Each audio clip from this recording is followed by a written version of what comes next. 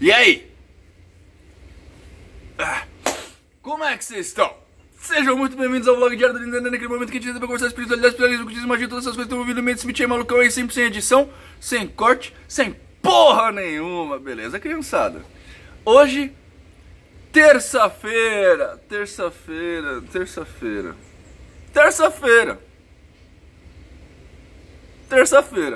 beleza?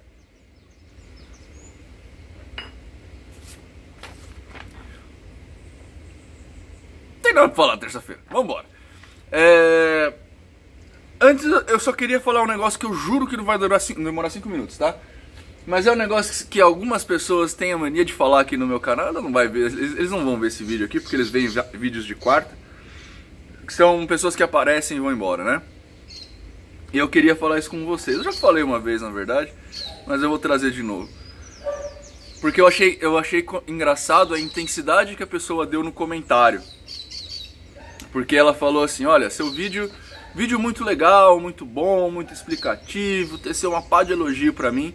Aí falou no final, pena que os palavrões fazem a energia cair. E aí eu fiquei pensando cá com meus borbotões, né? Tipo, que tipo de pessoa é essa que deixa uma palavra qualquer fazer a energia dela ir pra cima ou pra baixo? Eu queria muito ter respondido pra essa pessoa, mas eu acho que ela apagou o comentário, não achei depois mais. Caiu no meu celular, na notificação, mas depois não veio. Eu vou repetir o que eu sempre falo, tá? Sempre tem horas e locais. Eu estou na internet falando com pessoas que frequentam a internet. Quem frequenta a internet já deve ter, não é pessoa, não é a senhorinha que fica toda acanhada quando ouve um puta que pariu. Ou o senhorzinho que ainda acha desrespeitoso você falar caralho, embora ele mesmo fale, sabe? Eu tô aqui fazendo um papo com os brother, com vocês, meus queridos amigos, todos vocês que estão aqui sabem o que é um palavrão. Todos vocês que estão aqui usam palavrão no dia a dia. Palavrão é só uma ferramenta de comunicação, pessoal.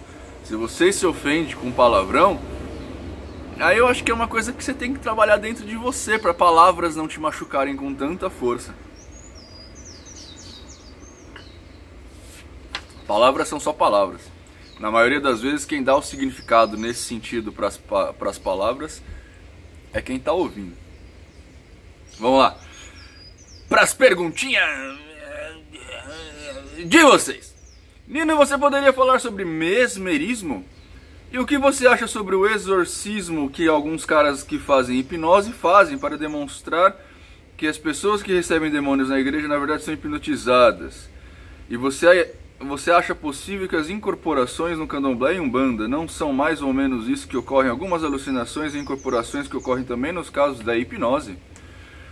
Vamos por partes. Mesmerismo é o nome que foi dado a um fenômeno, uma linha de pensamentos, uma tese dentro da medicina que não se firmou, tá? Foi dada como falsa até então.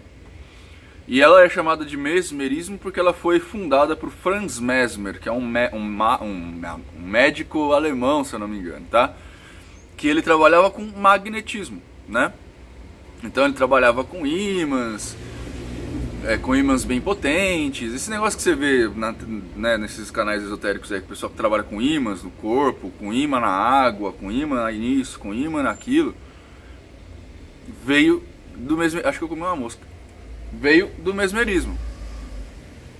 Depois esse mesmerismo evoluiu para imposição de mãos, etc e tal. Como se o nosso próprio corpo tivesse o magnetismo necessário para isso. É isso. Você acha que sobre o exorcismo que alguns caras fazem para demonstrar... Cara, eu não sei o que é isso aqui. Eu não vi esse fenômeno. Então eu não tenho muito o que comentar a respeito, tá? Fazem hipnose para demonstrar que as pessoas que recebem demônios na igreja na verdade estão hipnotizadas. Então eu não sei, não estudei, não vi, então não posso falar. Você acha possível que as incorporações no candomblé e na Umbanda são mais ou menos isso que ocorre em algumas alucinações e incorporações que ocorrem também no caso de hipnose? Acho.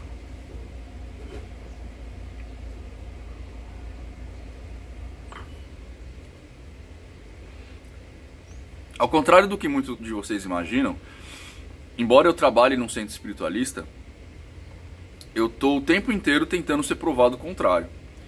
Né? Então eu não sou um cara que acredita 100% acima de qualquer suspeita e sombra de dúvidas que existem espíritos. Eu acho que tudo que a gente faz lá pode ser sim coisa da nossa cabeça. Embora seja bem difícil explicar algumas coisas, porque a gente tem testes, etc e tal, eu ainda acho que pode ser que existam outras explicações. É que ninguém me explicou de uma forma convincente ainda, tá? Mas eu não estou fechado no conceito que nem religioso faz, né? Fechado no conceito de que a espiritualidade e a vida pós-morte existe, ponto, acabou. Não, cara, eu estou pesquisando, vamos ver se eu consigo achar outras respostas, etc e tal. Eu não fico parado não, cara. Eu não sou religioso, eu sou mago. Né? Aliás, eu sou adepto, né? Então eu estou sempre aberto a novas possibilidades. Acho sim, pode ser. Eu não conheço a fundo a hipnose. Talvez o Go Cristo Neto lá do meu timeline consiga responder isso melhor. Porque pelo que eu entendi, ele trabalha ou estuda com isso. Vou até acionar ele, vamos ver se ele responde alguma coisa. Beleza? Próximo. Saudações, Nino, vou saludo. Acaso poderia nos dizer por que as pessoas fazem associação dos Illuminatis com a maçonaria? Teria a ver com o fato de muitos Illuminatis terem sido maçons e o iluminismo ter sido a alavanca do dito Illuminati? Como e por que começou isso, usando como maior justificativa a simbologia do olho da providência, entre outras coisas? Teria origem no fato das religiões padrão demonizarem tudo aquilo que é pagão, externo, não canônico? Sucesso e obrigado. Brother, eu não sei responder nada disso que você me perguntou, velho. Eu sei que assim, existe a maçonaria ela é feita de vários ritos, tá? Então você tem o rito do Ré, que é o rito escocês antigo e aceito. Você tem o rito de York. Você tem o rito de... como é que chama?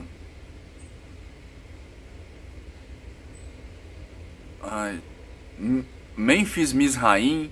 Você tem o rito da ordem, você tem o rito da Fênix, dos Cavaleiros da Fênix, e você tem um rito maçom que chama o rito dos Templários, dos Illuminati, o rito Illuminati. Eu conheci um Illuminati, inclusive, deste rito, que ele não é... Só que aí é que tá, não é uma fundação, não é uma ordem Illuminati, é um rito maçom Illuminati. Que por exemplo, o meu amigo... Cara, eu tô bem mal de nome, né? Ai, gente, que coisa.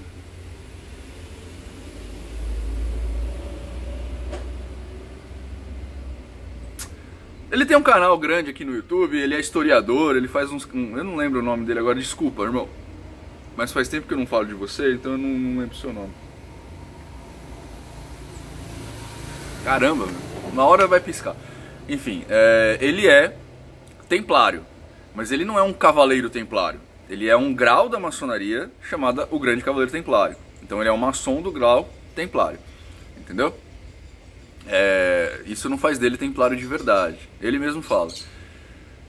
Então, talvez seja essa associação. Existe um rito maçônico chamado Illuminati. Mas eu acho que é porque os Illuminatis eles saíram da maçonaria. Né? A maçonaria ela tem essa fama. A maçonaria é uma ordem discreta. Dentro da ordem discreta tem várias pequenas ordens secretas. E às vezes essas pequenas ordens desplugam. Né? Então, por exemplo, a Otto, se eu não me engano, ou a Otto, Ordo Templis Orientes, eu acho que ela era um grupo de pessoas dentro de uma loja maçônica que se desplugou e virou a Otto. Os Illuminati, se eu não me engano, é a mesma coisa. Eles eram pessoas dentro da ordem maçônica que saíram e fundaram uma ordem deles, tá? Até onde eu sei, que não é muita coisa, os Illuminati eles têm por base a quebra do conceito religioso folclórico, né? Então é iluminação. Então nem o olho que tudo vê eles usam, tá? Pelo menos o que eu conheço. Eu conheço um Illuminati de verdade. Pelo menos esse Illuminati que eu conheço, ele não usa o olho que tudo vê, ele não reconhece. Inclusive ele não reconhece a divindade, ele não tem divindade e essas coisas todas. Tá?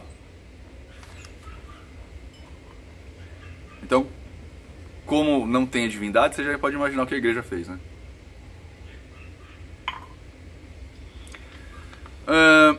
Nino, sobre Franz Bardon, em um livro dele que agora não me recordo porque o título estava em espanhol e eu não lembro, em uma parte que ele fala como entrar em contato com elementais da água.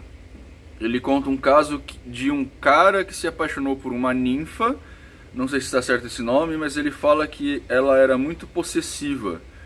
Não sei como ele entrou em contato com esse ser e nem se é possível. Mas o que acha disso? Acha que pode ser verdade? Se for, o que aconteceria se tivéssemos uma relação tão próxima com esses elementais? Ó, eu vou deixar de lado o Franz Bardon aqui, tá? Eu não sei que livro que você está falando, eu não me recordo dessa história, de nenhum livro que eu li dele. Então eu vou, tá? Exclui o nome Franz Bardon aqui. Eu vou pegar, é possível alguém entrar em contato com o elemental e o elemental se portar de forma tão possessiva? Beleza? Cara, dentro da minha ótica eu acho que sim. Inclusive a gente faz exercícios lá na ordem para isso, para você entrar em contato com os elementais. Eu tenho vídeo aqui, se eu não me engano, sobre elementais, tá? Vou tentar deixar marcadinho aqui em cima nos cards. Mas uma coisa que a gente tem que levar em conta, enfim, sim, é possível você entrar em contato com o elemental. Eu não diria que um elemental ele é possessivo, tá? Porque os elementais eles são seres muito crus ainda, eles não têm essa consciência de posse. O que eles podem, porque qual que é o papel de um elemental, tá?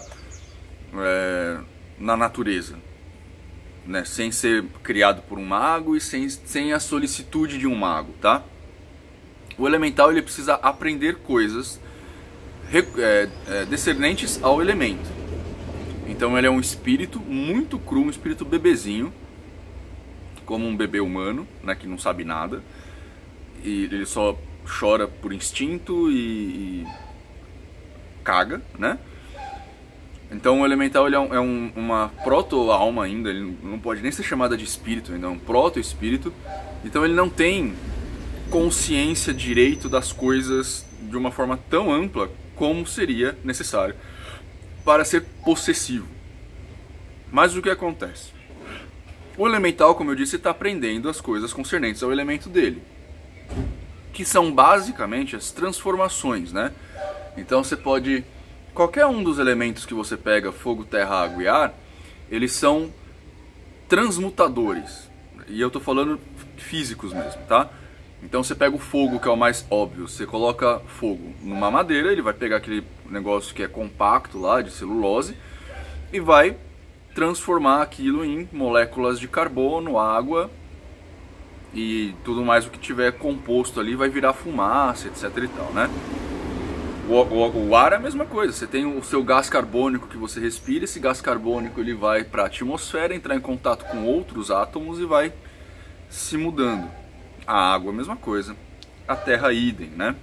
Transforma ossos em petróleo, carbono em diamante, essas coisas todas. Nós também estamos em constante alteração, né? A gente come, a nossa comida é quebrada em moléculas, quebrada em partes menores, até que elas fiquem quase moléculas para você conseguir digerir. O próprio ar que você respira, ele é quebrado dentro da sua cadeia de circulação. As células pegam oxigênio, liberam gás carbônico, enfim.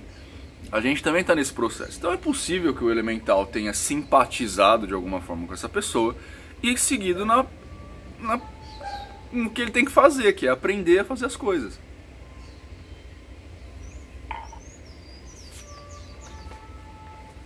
Agora, nesse processo, como um elemental não tem muito consciência, ele faz o instinto dele e às vezes isso pode atrapalhar. Que nem o caminhão do gás passando aqui agora. Ele tá fazendo o trabalho dele. O que eu posso fazer? Mas pode atrapalhar. Nino! Agora tá vindo o carro do ovo também. Agora eles vão começar a tretar aqui.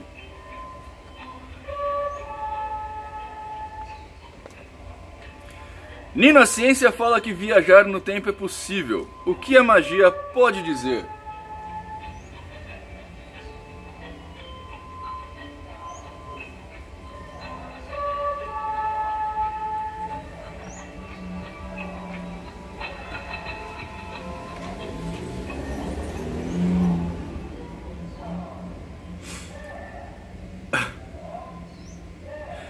Bom, gente, basicamente, o que a ciência diz é o que a magia diz é o que a ciência diz. É possível viajar no tempo para o futuro, nunca para o passado. Né? Você consegue ir para o futuro, mas não consegue voltar para o passado. É claro que tem um monte de gente que vai especular um monte de coisa aqui, tá? Eu tenho um grande amigo que fala que é possível sim você viajar para o passado.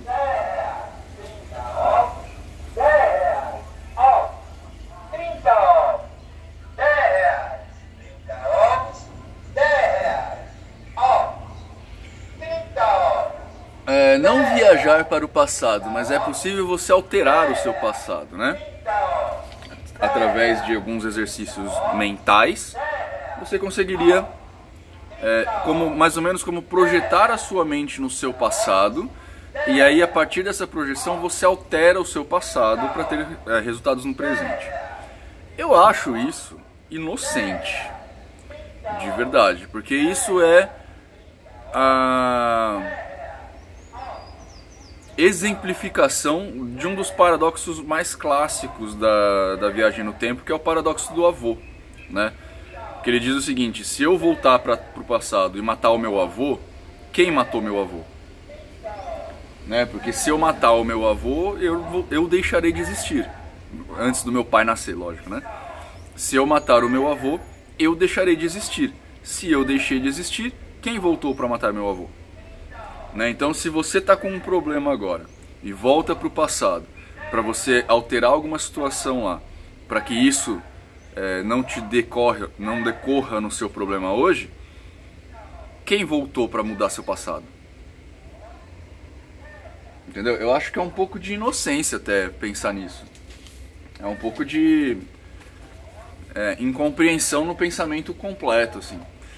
Que, aliás, é uma coisa bem interessante. Eu não lembro exatamente qual foi o assunto, mas teve um inscrito aqui que ele colocou uma resposta pra mim. Eu não lembro a pergunta, eu não lembro qual foi o assunto, mas tem a ver com o que eu tô... o que eu quero discutir tem a ver com o que eu tô falando. Porque ele colocou uma observação, ele elogiou o vídeo, etc e tal, mas ele colocou uma observação a respeito do que eu tava falando, que ia contra o que eu tava falando. Aí eu falei: mano, você não viu, você não tá pensando direito. Você não pensou você não pensou direito nisso aí. Aí ele colocou uma resposta que, né, fortaleceu o que ele tava falando. Falei: cara, você ainda não pensou direito nisso. E aí ele falou: putz, Nino, então eu não tô entendendo, etc e tal. Eu ainda não tive a vibe de responder pra você, tá, cara? Porque essa pergunta vai ser comprida e eu acho que eu vou até fazer um vídeo pra isso. Não vou nem responder lá no comentário. Mas tá guardado aqui, tá?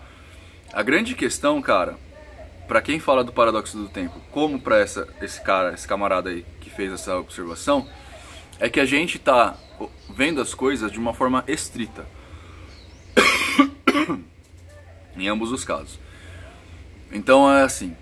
E quando você vê a coisa em forma estrita, ela é importante. A forma estrita é importante. Você precisa analisar um todo a partir das pequenas causas.